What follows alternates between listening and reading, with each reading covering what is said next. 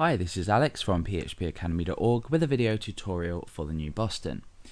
In the last video we took a look at loading 3 different iframes, and we used the .load event handler to actually wait until each one had been loaded, and we looked at the example with images as well. Now in the last tutorial we had a slight problem where we wanted to make sure all the page contents had been loaded, so all of the DOM elements had been loaded, and then we wanted to perform a particular operation or an action, and this action was just to alert something out. So we're working with very basic feedback. Now what happens if I go ahead and have 3 different iframes on a page? I'm going to go ahead and just define these now.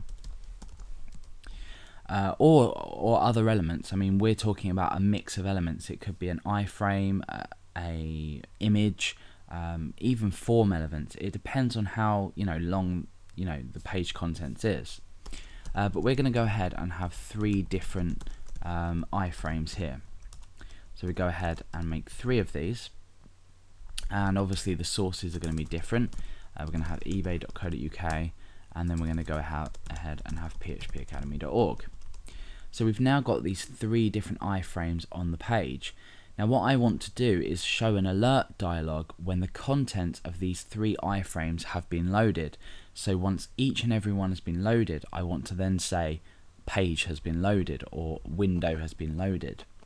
And that's giving you a clue as to how we're going to do this, because we're going to use window as our selector, and then we're going to say load. So window.load, inside of this we define a function as we usually would. But this time, this is going to wait for the entire contents of the page with regards to the elements themselves to load. We're not talking about as soon as the DOM has loaded and is ready to go.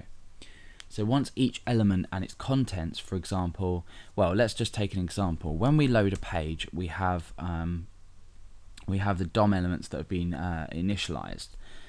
However, they're not necessarily loaded. The contents of them have not necessarily loaded, and this is particularly useful for images, because images sometimes take a while to load. Like for example, if you wanted to have your user apply a particular or allow them to see a particular thing after an image had been loaded, this would be useful. So it depends. I mean, it's all very general and very condensed and quick, but sometimes when you're working in detail you need to know this. Okay, so after window has loaded, we want to go ahead and alert out loaded.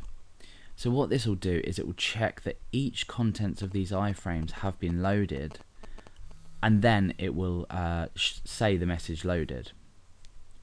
So let's go ahead over to our browser and take a look at this. I'm going to go ahead and refresh the page. Now you can see that all the pages are loading, and now we have this dialog. So you notice that each one of these iframes took the time to load before they actually were available and appeared. So we have all of the iframe contents loaded now. However, beforehand in the last tutorial we saw that we couldn't really assign the load to each one individually, because that then took each one and loaded each iframe was loaded, and then we alerted 3 times. So in the last tutorial we did iframe by generally selecting all iframes, and then when we went ahead and refreshed the page we got a message for each one that had loaded, as you can see. So that's the window.load.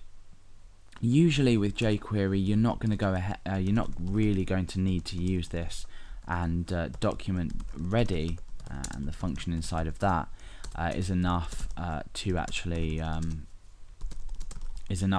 load the page and then start to perform actions.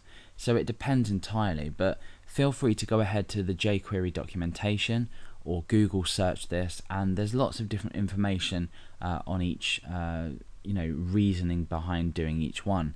However, we've looked at some classic raw examples of the differences between this and loading using this, and also loading using window.